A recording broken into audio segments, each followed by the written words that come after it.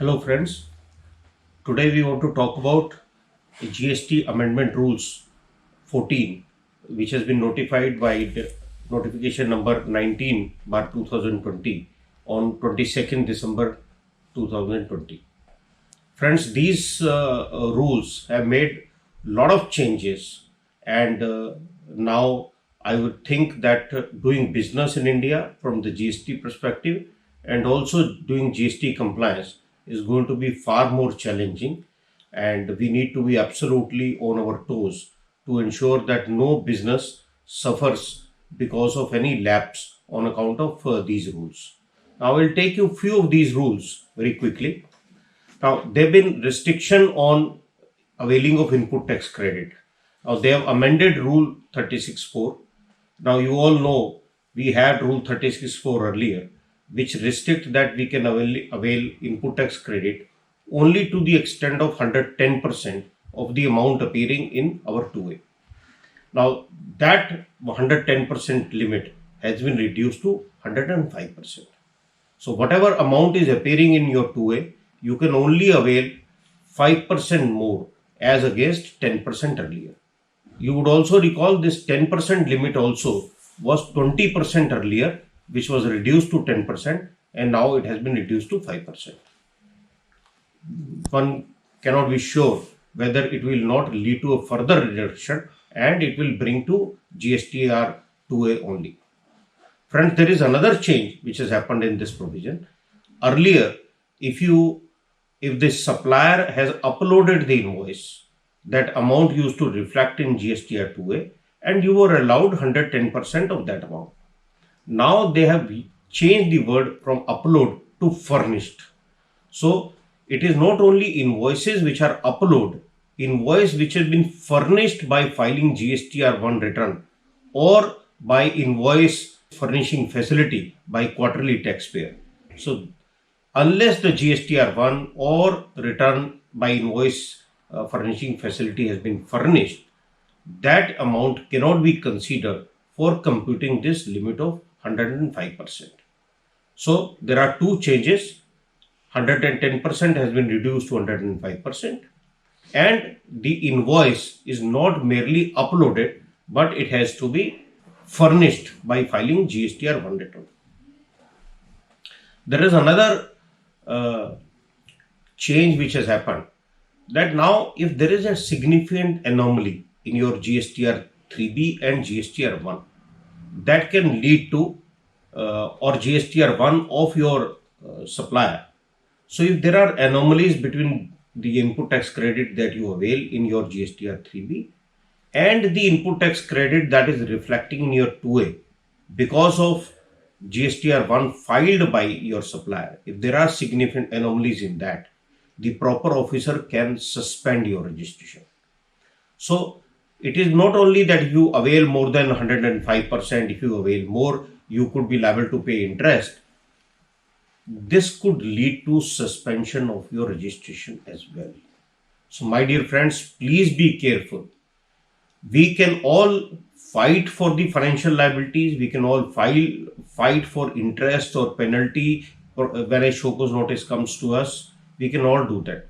But the moment your registration is cancelled or a client's registration is cancelled, he cannot dispatch goods. He cannot generate a way bill.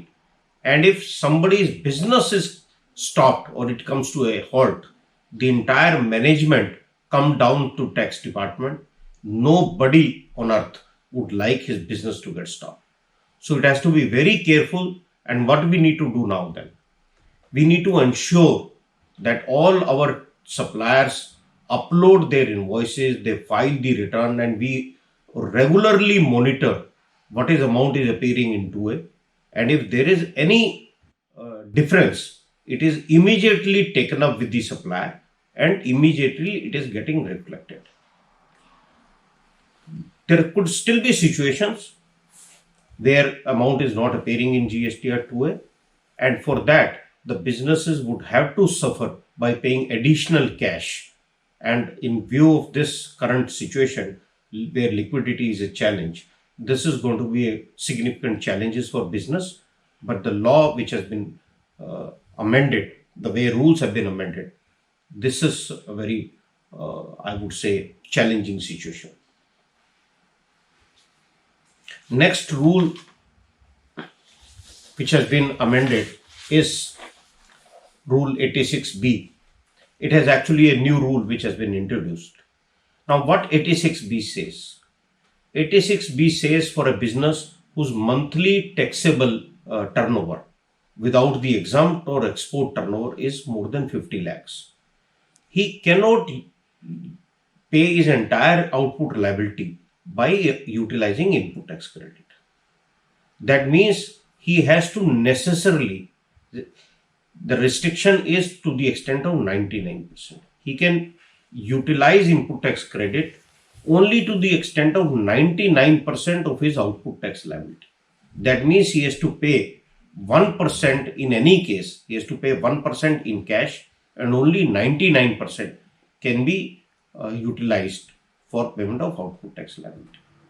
So if you read these two rules together, one is that you are allowed only 105% of your 2A, and on utilization there is an additional restriction to the extent of 99%.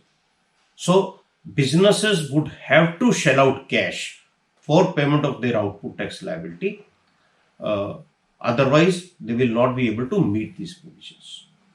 There are certain exceptions of this provision, which, because the government says that these provisions have been introduced to cover the fly-by-night operators. So basically, government is dealing with fake invoices menace, as we all know. And government thinks that there are certain taxpayers which come in, which set up their office, they obtain GST registration, and in 3 months, 5 months, 6 months, they simply shut the shop, they vanish, and government is not able to recover the money. While their customers would have availed huge amount of input tax credit on the basis of invoices provided by them. So to cover that, the government has said, where any taxpayer, if he is the proprietor himself or by Karta or by two of his partners or by whole-time director or his managing director, anybody has filed income tax return by paying 1 lakh rupee in each of the 2 last years. So he is not covered by this provision. What does it mean? What is the logic? The logic is if somebody is paying income tax to the extent of 1 lakh rupee in last 2 financial year, that means he is not a fly-by-night operator. He is here to stay. He is filed 2 returns, and there is no apprehension that he is going to go away. And therefore, government can track him, and government can is willing to restrict not to restrict this kind of condition on such taxpayers. Another relaxation is somebody has claimed a refund of 1 lakh rupee of input tax credit, either on account of zero rated or on account of inverted duty structure. So that is also a taxpayer to which this restriction will not apply. Another is somebody is discharging his output tax liability in excess of 1% cumulatively in the current financial year. So if somebody is already paying 1% cumulatively in the current financial year, he is also not going to be hit by this restriction. Last is, of course, the government and the PSU and the local authorities. Those are the people who are not included for these restrictions.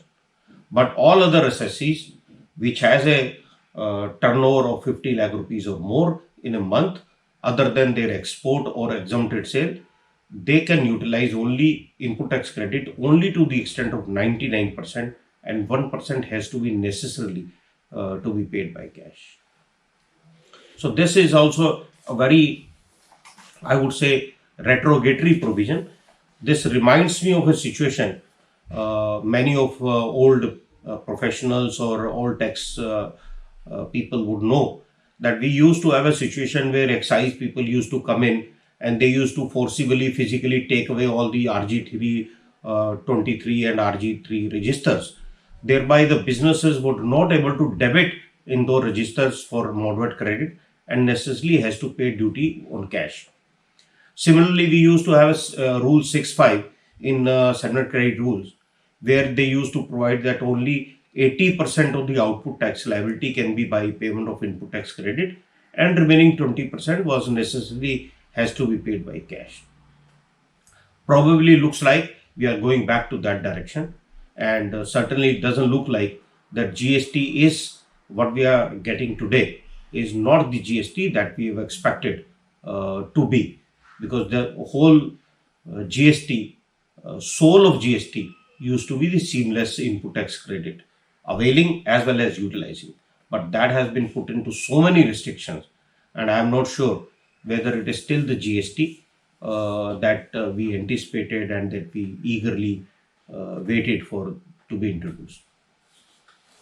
Then, friends, a new sub rule has been introduced, Rule 59.5, which says that, and this is a valid, I would say, cause of worry for the government, because the government says that many people used to file GSTR1, and by filing GSTR1, their customer used to get credit.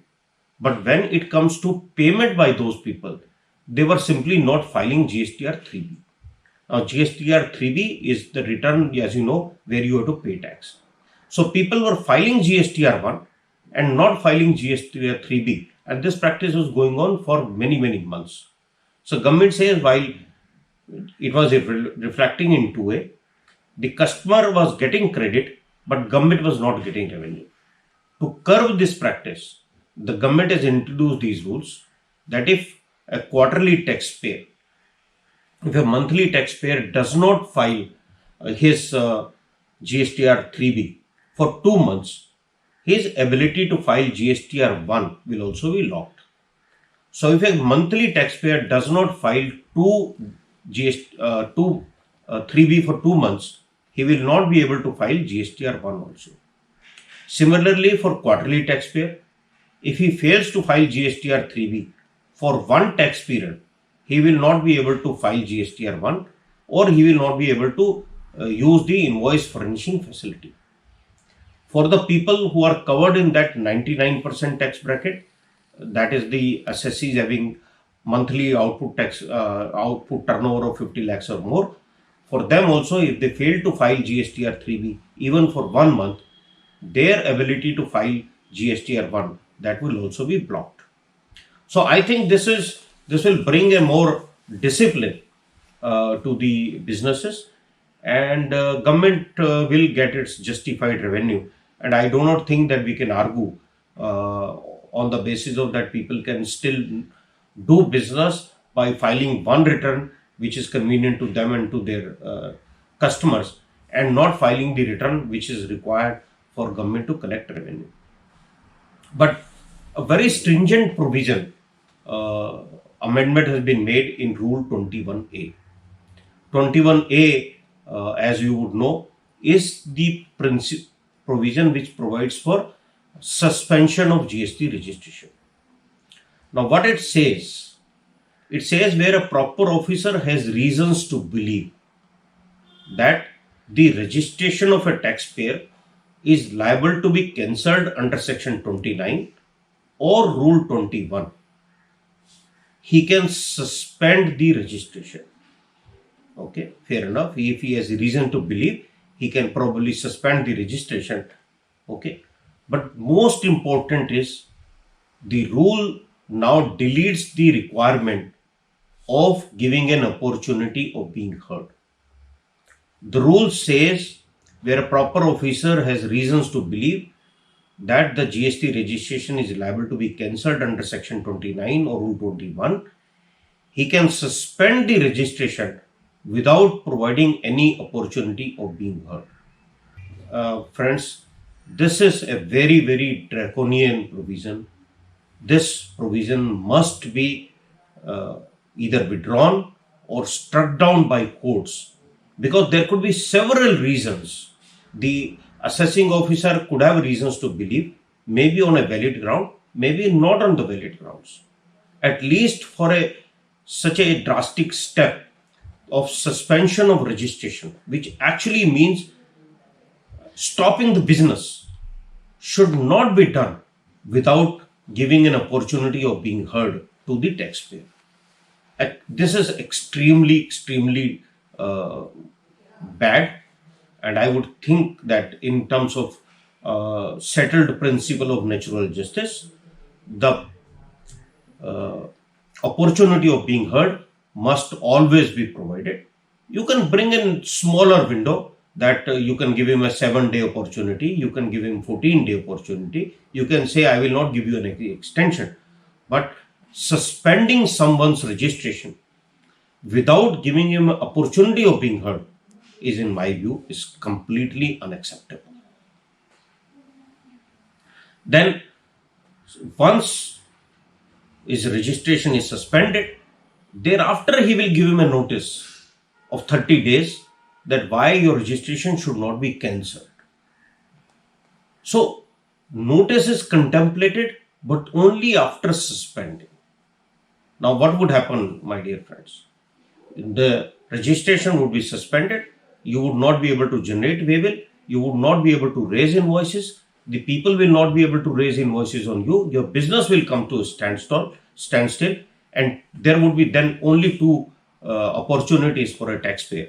Either he would go to a high court, would say that reasons of belief were not sufficient, or he would have to shake hand with the proper officer and convince him by fair or foul means that he has acted in haste without valid reasons. In my view, this provision would either result in corruption or in huge amount of writ petitions. Then it says that registration would also be suspended on the basis of such analysis as the proper officer may do on the recommendation of GST Council. Or there is a difference between GSTR 1 and 3B, or GSTR 3B and GSTR 1 filed by the vendors.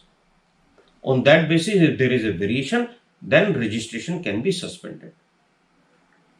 Now here again, it is suspended, he is talking about in Rule 21A. But if we go to amendment in Rule 21, which is cancellation of registration, there they are not talking about significant anomalies. They are talking about difference where your turnover in GSTR 1 exceeds the turnover in GSTR 3B. Your registration can be cancelled. Now imagine a situation. Your turnover in GSTR 1 is more by merely 500 rupees. For whatever reason, there could be a credit note of past sales, there could be any reason. Your GSTR 3B is lower and GSTR 1 is higher, merely by 500 rupees.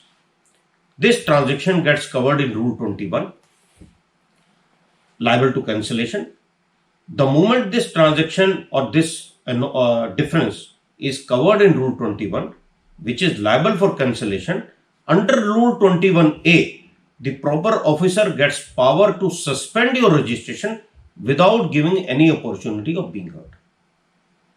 Now you could have valid reasons why your GSTR 3B is lower than GSTR 1.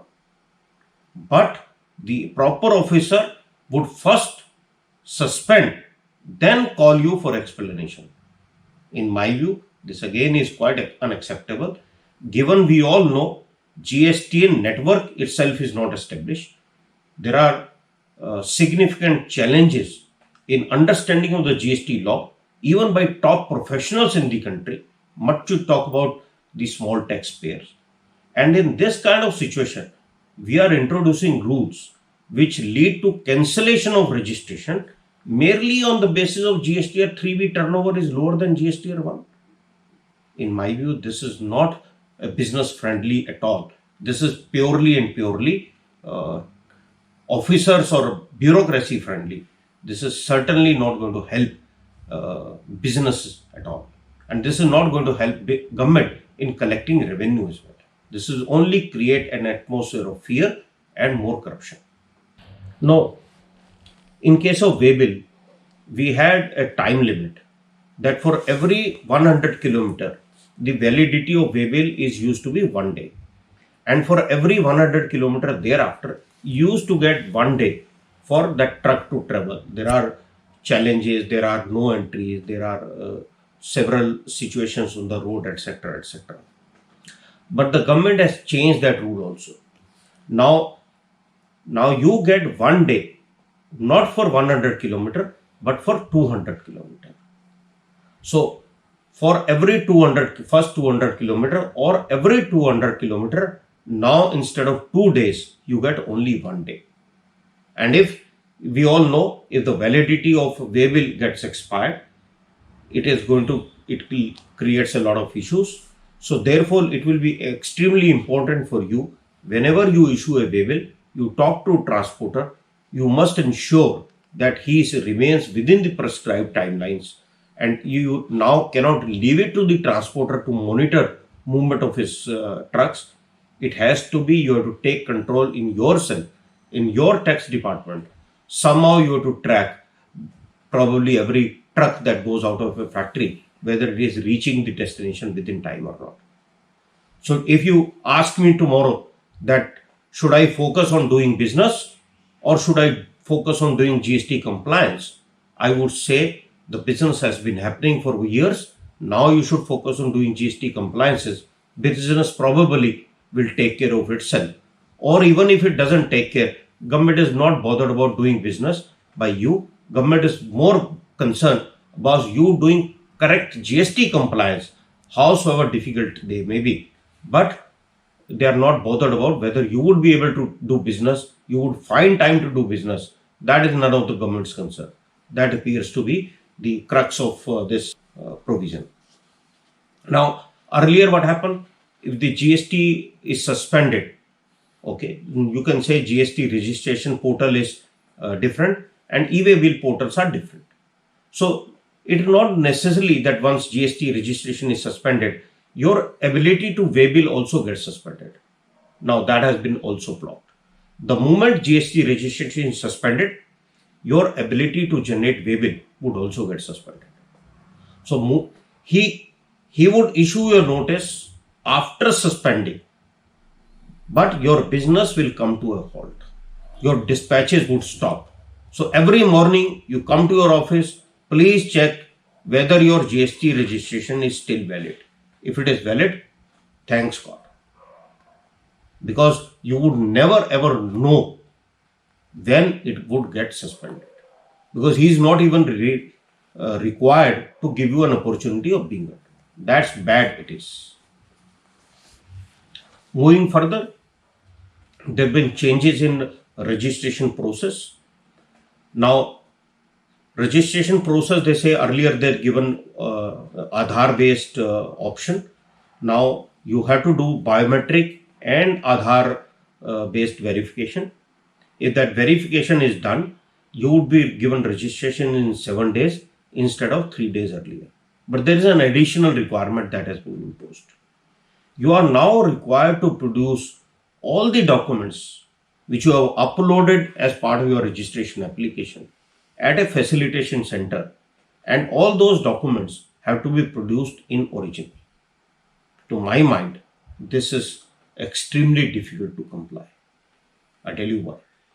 Now, I have a registration for my office. I have taken a loan from a bank and I have given that original title deed to the bank.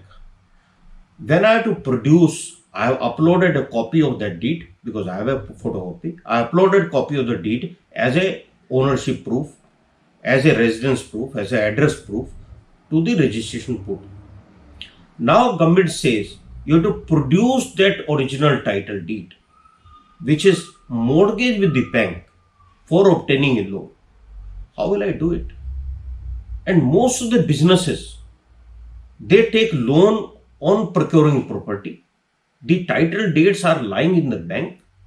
How can they produce those title deeds before any officer at a facilitation center to obtain registration? Is the government trying to say that I must repay the entire loan and take back my original title deed before I can apply to a mere GST registration?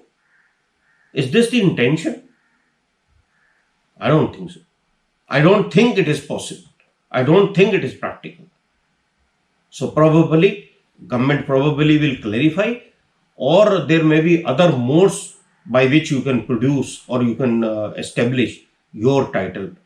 I'm not sure how many businesses would be able to do that. Similarly, where Aadhaar based registration is not possible or Aadhaar authentication is failed, in addition to all the verification, entire KYC will have to be done. The photograph of the signatory will have to be done at the facilitation center. And my apologies, photograph has to be done on Aadhaar based registration as well. But in this case, or the proper officer believes that a physical verification of premises was required, in such cases, the time limit will be 30 days and not 7 days.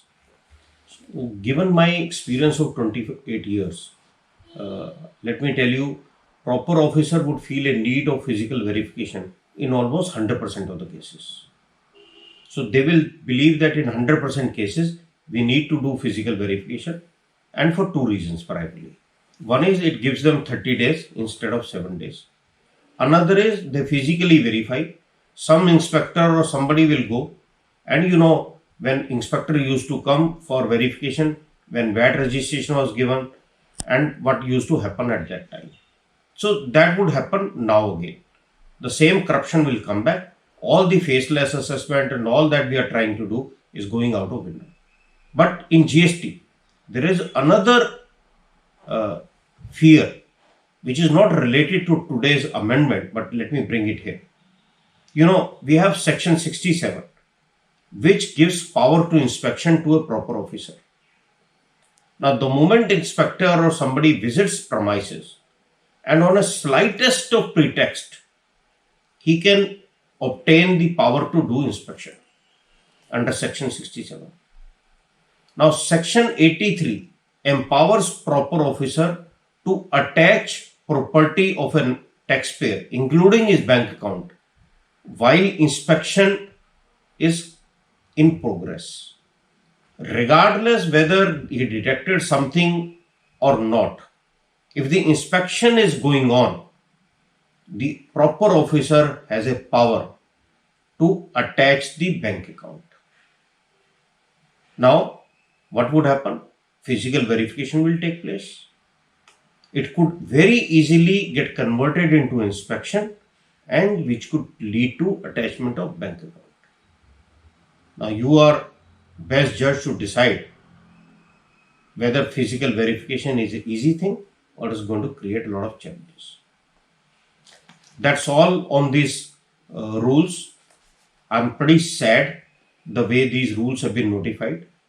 Subsequent to this notification, government has come out with a clarification saying that these amendments are meant only for dealers who are engaged in fake invoices, or there are database or analysis based anomalies being pointed out by GST and software, and only in those cases these actions will be taken up.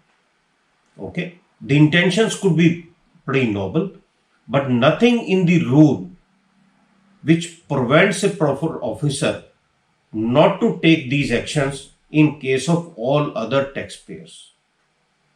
That intention of that clarification has not been incorporated in the rule.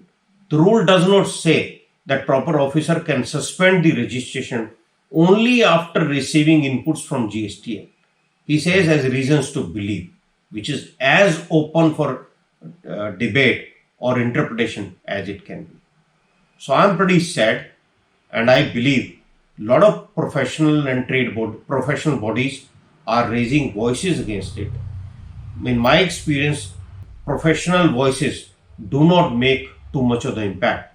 It is the time for trade bodies and the chambers of commerce to stand up to the government and says you should be able to distinguish between the people who are doing fake invoicing and genuine business. And if you are not able to distinguish between the two, you cannot penalize us for your inability to distinguish good taxpayers from the bad one. Thank you, friends.